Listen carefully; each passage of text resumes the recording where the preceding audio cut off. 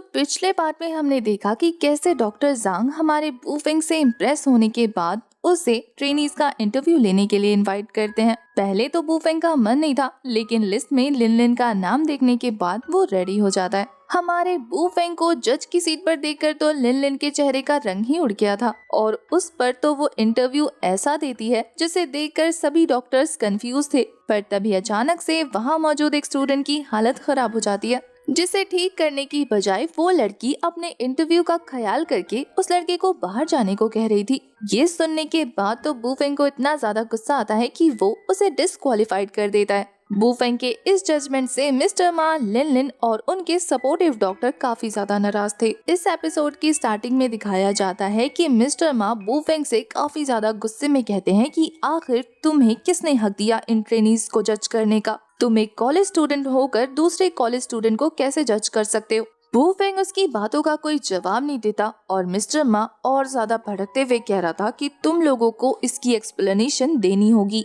कि आखिर तुमने क्या सोच के इस कॉलेज स्टूडेंट को जज की सीट पर बिठाया। अगर तुम लोगों ने मुझे प्रॉपर एक्सप्लेनेशन नहीं दी तो मैं कुछ जर्नलिस्ट को अच्छे से जानता हूँ, इसलिए तुम लोगों की ये मनमानी कल के न्यूज़पेपर में बड़े बड़े अक्षरों में छपी हुई दिखेगी। ये सारी बातें वो डॉक्टर जांग को पॉइंट आउट करते हुए कह रहा था। डॉक्टर जांग उसकी बातें सुनने के बाद कहते हैं कि तुम जिस डॉक्टर के बारे में बात कर रहे हो वो 9 नीडल्स मेथड का एक्सपर्ट है। 9 नीडल सोल मेथड के बारे में सुनकर तो वहाँ मौजूद सारे डॉक्टर्स बहुत ज्यादा शॉक रह जाते हैं। वहीं मिस्टर जांग कहते हैं कि डॉक्टर ये यानी कि बूफेंग हमारे यहाँ का गेस्ट डॉक्टर है, जिसे एक स्पेशल केस के लिए बुलाया गया था और इतने कॉम्प्लिकेटेड केस को भी उन्होंने अपनी स्किल्स की हेल्प से बहुत आसानी से सॉल्व कर लिया। इसके बाद डॉक्टर जांग बताते हैं कि बूफेंग असल में मिस्टर चाओ, जो कि एंशिएंट एल्केमी के एक्सपर्ट हैं, उनका सीनियर है। ये खबर सुनकर तो मिस्टर मा के होश उड़ जाते हैं, वो काफी ज्यादा शॉक रह गया था। वहीं डॉक्टर जांग वहाँ मौजूद सभी स्टूडेंट से पूछते हैं कि अब बताओ क्या बूफेंग यहाँ बैठने के लायक है या नहीं। ये सुनकर तो मिस्टर मा को समझ नहीं आता कि आखिर उन्हें क्या बोलना चाहिए, इसलिए वो खुद को संभालते हुए सीट पर बैठकर कहता है कि चाहे ये कितना अच्छा ही डॉक्टर क्यों ना हो, लेकिन क्या इसे हक है कि ये अपनी एक्स गर्लफ्रेंड को जज करे? इसका अपनी एक्स गर्लफ्रेंड के साथ पुराना रिश्ता है, इसका मतलब ये है कि ये अपनी मनमर्जी कर सकता है। मैं नहीं चाहता कि आप लोग इसके ऊपर फैसले छोड़ें। ये सुनकर तो डॉक्टर जांग कहते हैं कि चाहे वो अपनी एक्स गर्लफ्रेंड को जज करे या ना करे, इससे तुम्हें क्या प्रॉब्लम है? जहाँ तक मुझे पता है बूफेंग ने ना तो तुम पर कमेंट किया है और ना ही तुम्हें जज किया है, और अगर देखा जाए तो तुम यहाँ पर टेस्ट देने के लिए आए भी नहीं हो। मैंने तुम्हारा नाम तो कहीं भी रजिस्टर में नहीं देखा, तो फिर तुम यहाँ आकर दूसरे डॉक्टर से सवाल कैसे पूछ सकते हो? तुम्हें पता है ना कि तुम्हारी इस हरकत की वजह से यहाँ पर मौजूद बाकी सारे कैंडिडेट इफेक्ट हो रहे हैं, इसलिए हमारे साथ कोऑपरेट करते हुए यहाँ से अभी के अभी बाहर निकल जाओ। डॉक्टर जांग का इस तरीके से बात करना मिस्टर मा को पसंद नहीं आता, इसलिए वो गुस्से में कहता है कि आप मुझे यहाँ से धक्के मार के बाहर निकाल रहे हैं। शायद आपको पता नहीं कि मैं कौन हूँ और मेरे साथ ऐसा करने की वजह से आप कितनी बड़ी मुसीबत में पड़ सकते हैं। मिस्टर मा की ये धमकी सुनकर बूफेंग कहता है कि तुम इस केस को बड़ा बनाना चाहते हो।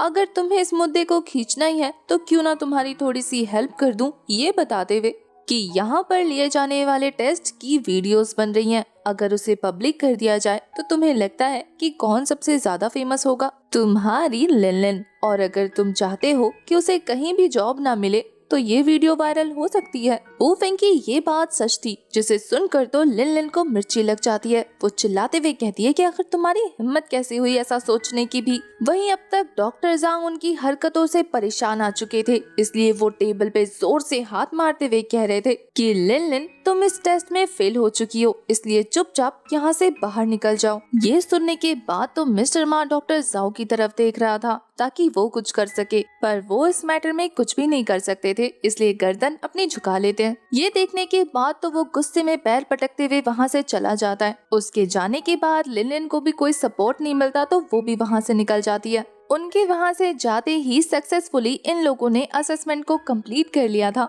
रूम से बाहर जाते हुए बूफेंग का दोस्त उसे पकड़कर उसे थैंक यू बोलता है उसकी जान बचाने के लिए। बूफेंग इस पर कोई रिएक्शन नहीं देता क्योंकि वो एक डॉक्टर है और ये उसका काम था। पर फिर उसका दोस्त कहता है कि यार तू तो बड़ा छुपा रुस्तम निकला। तूने तो कभी बताया ही नहीं कि तुझे 9 नीडल सोल रिस्टोरेशन मेथड आती है, और इसके अलावा हमारे स्कूल में आने वाले मिस्टर चाओ तेरे जूनियर है, तुम आखिर उनके सीनियर कैसे बन गए? बुफेंग कहता है कि जब से हम दोस्त बने हैं तूने कभी 9 नीडल सोल रिस्टोरेशन मेथड के बारे में मुझसे पूछा ही नहीं, तो मैंने तुझे बताया ही नहीं कि मुझे आता है। और रहा सवाल मिस्टर चाओ का मेरा जूनियर बनने का, तो उन्हें मेरा काम पसंद आया तो वो बन गए। ये सुनकर हान कहता है कि चल ठीक है, ये सारी बातें साइड में रख, मुझे तुझसे पूछना था कि क्या तू मेरा विंगमैन बनेगा। बेसिकली लड़कियों के साथ डेट पे जाने के लिए अपने दोस्त को ले जाना विंगमैन कहलाता है। ये सुनने के बाद सभी दोस्तों की तरह हमारा बुफेंग भी कहता है कौन है वो बदकिस्मत लड़की जिसने तुझे पसंद कर लिया। हान बताता है उसका नाम शी यूटिन है, जिसने मेकिंग यूनिवर्सिटी से फाइनेंस में मेजर किया है।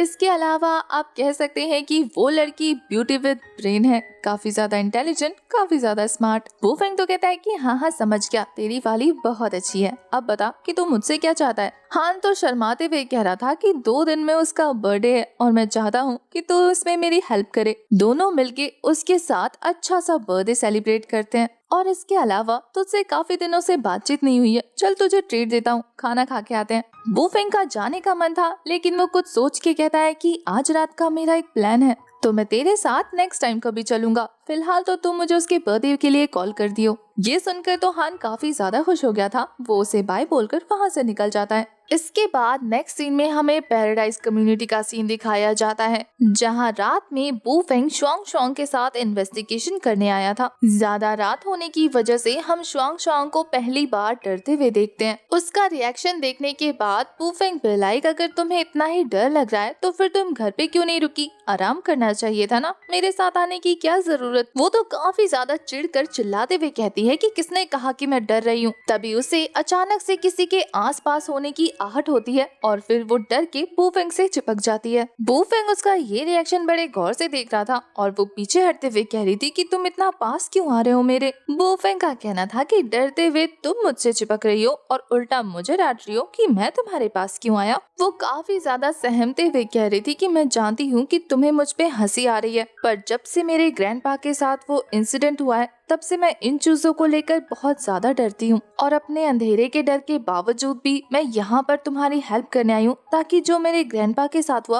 वो और किसी के साथ ना हो। उसकी ऐसी इमोशनल बात सुनने के बाद बुफेंग को पता लगता है कि ये सख्त लड़की अंदर से तो नारियल की तरह सॉफ्ट है। तभी अचानक से एक काली एनर्जी उनकी तरफ तेजी से बढ़ रही थी, जिसे देखकर शुआंग शुआंग तो काफी ज्यादा हैरान रह जाती है, पर बुफेंग अपने स्पिरिचुअल नीडल की हेल्प से उस डीमन को मार गिराता है। अब तक काफी सारे इविल मॉन्स्टर्स उन्हें चारों तरफ से घेर चुके थे। शुआंग शुआंग पहली बार इन तरीके के मॉन्स्टर्स को देख रही थी, इसलिए बुफेंग उसका हाथ पकड़ के उसे वहाँ से भगा के ले जाने लगता है, पर वो इविल मॉन्स्टर्स भी उनके पीछे पीछे उनकी तरफ बढ़ रहे थे। इतने सारे इविल मॉन्स्टर्स को देखने के बाद बुफेंग यही सोच रहा था कि आखिर ये सारे यहाँ पर क्या कर रहे हैं। बुफेंग शुआंग शुआंग से कहता है कि खुद को प्रोटेक्ट करो, और उसके बाद वो अपनी एनर्जी रिलीज करते हुए फाइट मोड में आ जाता है। वो अपनी स्पिरिचुअल पावर का यूज करते हुए एक जबरदस्त स्लैश लगाकर उन सभी डीमंस को वहाँ से गायब कर चुका था। उन डीमंस के साथ फाइट करने के लिए वो अपने नीडल्स का भी यूज कर रहा था। जैसे ही वो अपने नीडल्स को वापस लेता है, उसकी नजर शुआंग शुआंग पे पड़ती है, जो वहाँ से गायब हो चुकी थी। इसके बाद तो वो उसे ढूंढने के लिए अपनी स्पिरिचुअल आई का यूज करता है, जहाँ थोड़ी देर स्कैन करने पर उसे वो मिल जाती है। शुआंग शुआंग को वो इविल मॉन्स्टर्स अपने साथ ले जाते हैं। बुफेंग उनका पीछा करने लगता है, जहाँ रास्ते में काफी सारे मॉन्स्टर्स उस पर भी अटैक कर रहे थे, पर वो अपनी नीडल्स का यूज करते हुए उन्हें मारते जा रहा था। धीरे धीरे उन डीमंस की संख्या बढ़ती जा रही थी, तो ना चाहते हुए भी बुफेंग को स्पिरिचुअल तलिस्मान का यूज करना पड़ता है। उस तलिस्मान का यूज करने की वजह से वो एक ही अटैक में काफी सारे डीमंस को खत्म कर देता है। शुआंग शुआंग उसकी आंखों के सामने ही थी, पर इससे पहले कि वो उसे बचा पाता, चारों तरफ से ब्लैक एनर्जी उसे घेर लेती है, जिसे देखकर हमारा बुफेंग समझ गया था कि ये डार्क यिन फॉर्मेशन है जो उसके लिए क्रिएट किया गया है। वो उस फॉर्मेशन को देखकर सोचता है कि लगता है हम सही जगह पर आए हैं। बाकी के डीमंस बुफेंग का रास्ता रोकने लगते हैं। इससे पहले कि वो उस पर अटैक कर पाते, बुफेंग अपनी फायर स्पिरिचुअल पावर का यूज करते हुए वहाँ पर एक यांग फॉर्मेशन क्रिएट कर देता है, जिस फॉर्मेशन के इफेक्ट में आने से वो सारे के सारे इविल मॉन्स्टर डिस्ट्रॉय होने लगते हैं। उन मॉन्स्टर्स के डिस्ट्रॉय होते ही बुफेंग की नजर शुआंग शुआंग पे पड़ती है, जिसे अभी भी वो दोनों मॉन्स्टर्स कैप्चर करे हुए थे।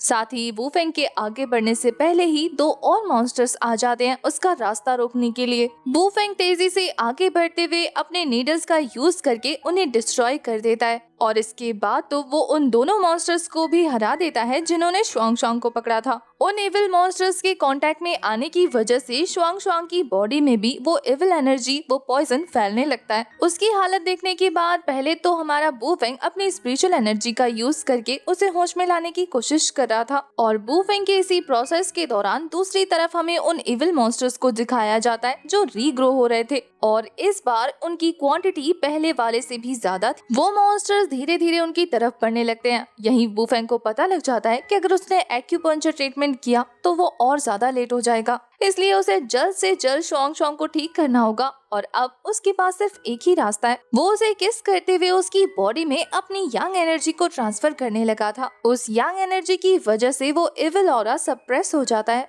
जैसे ही शुआंग को होश आता है वो ये देखकर कि वुफेंग उसे किस कर रहा है उसकी पिटाई करनी शुरू कर देती है। उस इविल एनर्जी के इफेक्ट में हमारे शुआंग को वो इविल मॉन्स्टर्स नजर नहीं आ रहे थे, तो वुफेंग उसके हाथ को पकड़कर उसे शांत करते हुए अपनी थोड़ी सी पावर्स में ट्रांसफर करता है जिससे वो इविल मॉन्स्टर्स नजर आने लगते हैं। एक साथ इतने सारे इविल मॉन्स्टर्स को देखने के बाद शुआंग काफी ज्यादा डर जाती है। वुफेंग उसे घबराता हुआ देखकर कहता है कि मैं हूं ना तुम्हारे साथ, तो ज्यादा पैनिक मत करो। ये बोलने के बाद वो अपने नीडल्स की हेल्प से 9 इविल मेथड फॉर्मेशन क्रिएट कर चुका था। उसके इस फॉर्मेशन की हेल्प से उसके ये नीडल्स उन सारे इविल मॉन्स्टर्स को खत्म करने लगते हैं। शुआंग ये देखकर हैरान होते हुए कह रही थी कि तुमने आखिर ये कहाँ से सीखा। तभी शुआंग एक और इविल पर्सन को तेजी से उनकी तरफ आता देखकर काफी ज्यादा शॉक हो जाती है। इससे पहले कि वो इविल मॉन्स्टर वुफेंग पर अटैक कर पाता, वुफेंग उसके फॉरहेड पर नीडल थ्रो करके उसे डिस्ट्रॉय कर देता है और फिर वो काफी कूल तरीके से शुआंग को बताता है कि एंशिएंट मेडिकल स्कूल्स में 3 चीजें सिखाई जाती हैं। मेडिकल स्किल्स के साथ साथ वहाँ पर दवाइयाँ बनाना और मार्शल आर्टिस्ट भी सिखाया जाता है और स्पिरिचुअल पावर तो मुझे पहले से ही यूज करनी आती है, इसलिए मेरा ये फर्ज है कि मैं इन तीनों स्किल्स का यूज करते हुए इन इविल स्पिरिट्स को जड़ से मिटा सकूं।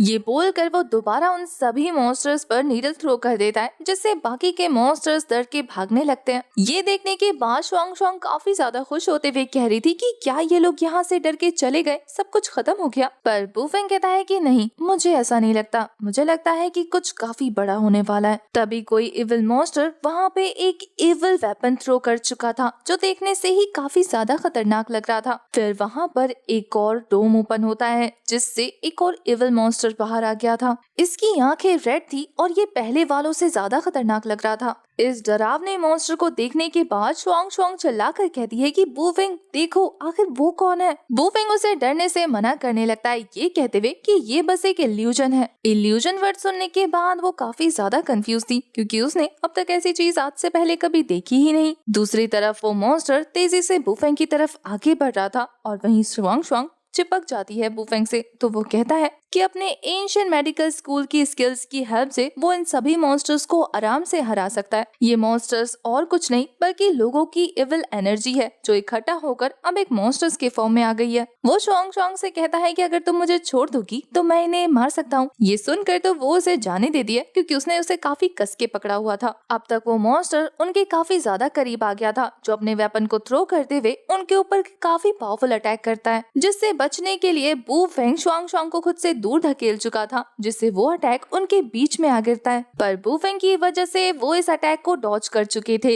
इस इविल मॉन्स्टर की नजर शुआंग पे पड़ जाती है और वो उस पर अटैक करने वाला था। वो मॉन्स्टर अपने वेपन के साथ शुआंग पर अटैक थ्रो कर देता है। वो अटैक उसे हिट हो पाता कि उसका हाथ हवा में ही रुक गया था और ये और किसी ने नहीं बल्कि वुफेंग ने किया था। वो सारे इविल मॉन्स्टर शुआंग को टारगेट करने लगे थे। ये देखने के बाद वुफेंग उसे बचाते हुए उसे वहाँ से भागने को कहता है। इसके बाद तो वुफेंग अपनी स्पिरिचुअल एनर्जी रिलीज करते हुए एक पावरफुल फीस्ट क्रिएट करके उस मॉन्स्टर को एक हिट दे चुका था। पर वो मॉन्स्टर्स काफी ज्यादा पावरफुल होने की वजह से वुफेंग को पीछे धकेल देता है। शुआंग ये देखकर काफी ज्यादा शॉक रह जाती है कि वो मॉन्स्टर्स बस वुफेंग को मारने ही वाला था कि उसका वेपन का अटैक डॉज हो जाता है। वुफेंग के लिए उस मॉन्स्टर के अटैक को डॉज कर पाना काफी ज्यादा मुश्किल होता जा रहा था। वहीं शुआंग उसे खतरे में देखकर उसे बचने को कहती है। है। वुफेंग उस मॉन्स्टर के खतरनाक अटैक को डॉज करने के लिए फ्लिप करता है। वो वेपन उसकी मुंडी को काटने ही वाला था। वुफेंग को देखने के चक्कर में शुआंग शुआंग भागना भूल जाती है, जिससे बाकी के मॉन्स्टर्स उसे घेर लेते हैं और अब वुफेंग को अपने साथ साथ शुआंग शुआंग को भी प्रोटेक्ट करना पड़ रहा था। वो नीडल थ्रो करते हुए उन मॉन्स्टर्स को उसके रास्ते से हटा देता है।